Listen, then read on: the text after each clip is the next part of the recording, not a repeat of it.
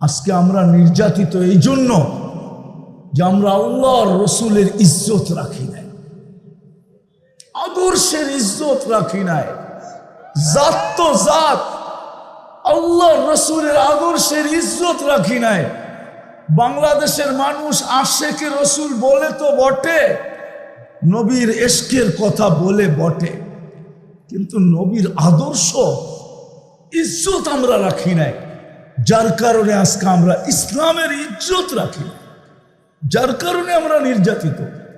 নাইলে এই হাদিস সত্য হইতো তো হইতো কি করে? আমি তো বড় দূর থেকে টাইনা চিত্র আপনাদের সামনে তুলে ধরতে চাইলাম যে ডেলি 32 বার আশ্রয় চাই, অথচ উনি বলে আমি গফুর রহিম। অথচ উনি বলে তোমরা চাইতে দেরি, আমি দিতে দেরি করব না।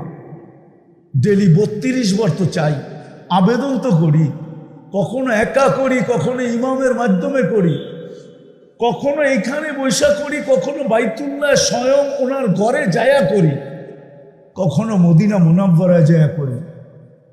সব জায়গায় তো মুসলমান আবেদন করতেছে বাঁচান, কিন্তু আর তারপরও নির্যাতিত কেন? আল্লাহ আমাকে এটাই বোঝায় যে আমি বাঁচাবো তো বাঁচাবো কি করে? তোমরা আমার ইজ্জত রাখলা তো রাখলা কতটুকু? তোমরা তো ইসলামের ইজ্জত রাখো না। সত্য এটাই।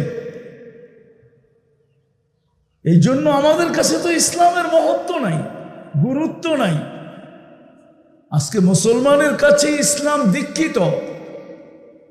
যদি দীক্ষিত না হইতো তাহলে মুসলমান সমাজ বিজাতির রঙে রঙে কি করে? তারপরও আপনি সাহায্য চান, আল্লাহ বলে আমি সাহায্য করব তো করব কি করে? একজনও তো আমার নবীর সাজে সাজানো না। আমার নবীর ইজ্জত তো, আমার বন্ধুর ইজ্জত তো রাখে নাই। আমারটা নিলে বাদেই দিলাম, আমার বন্ধুর ইজ্জত রাখতো। কিন্তু আমরা তো মুহাম্মদুর রাসূলুল্লাহ সাল্লাল্লাহু আলাইহি ওয়াসাল্লামের ইজ্জত রাখি না।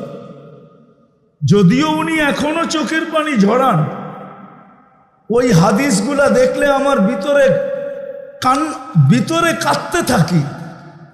যে হাদিসগুলা মা বিকুম ইদা তাগা নিসাউকুম ওয়া ফাসাকা ফিতিয়ানুকুম, ফিতনার জামানায় মুসলমানদের যে চিত্র বিভিন্ন ফিতনার হাদিসের কিতাবে পাওয়া যায়, ওইগুলা পড়লে তো ভিতরে কান্না আসে। যে আল্লাহর রাসূল মনে হয় এখন চিৎকার দিতেছেন রওজায়ে আতহারে, কেননা হায়াতুন নবী। আমি আপনাদেরকে একটা না 100টা দেখাইতে পারবো, ইতিহাসের পাতায় লেখা আছে। একজন শুধু ইবনে উমর বলতেছে যে আমি দেখলাম সে আকাশের দিকে তাকায় জানি কি বলতেছে, তো ভালো মতে কান পাইতা শুনলাম সে বলতেছে ইয়া রব্বা মুহাম্মদ উনসুর উম্মতা মুহাম্মদ, ও রব্বে মুহাম্মদ, উম্মতে মুহাম্মদের সাহায্যের সময় কি এখনো আসে নাই? বলে এতটুক আওয়াজ বলতে দেরি।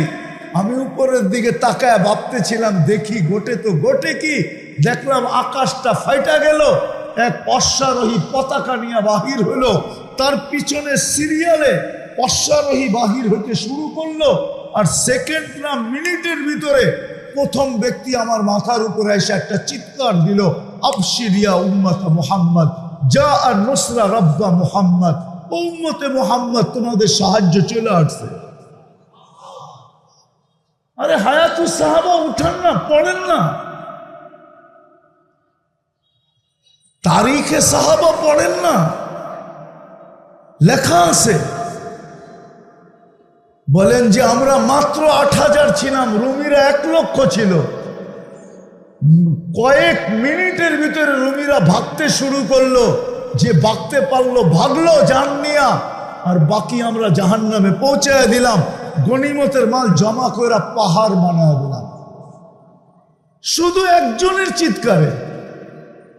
আজকে তো বাংলাদেশে প্রত্যেক উলামা ডেলি চিৎকার দেয়, চোখের পানি জড়ায়, কিন্তু 3 মাস হয়ে গেল সাহায্য তো দেখতেছি না।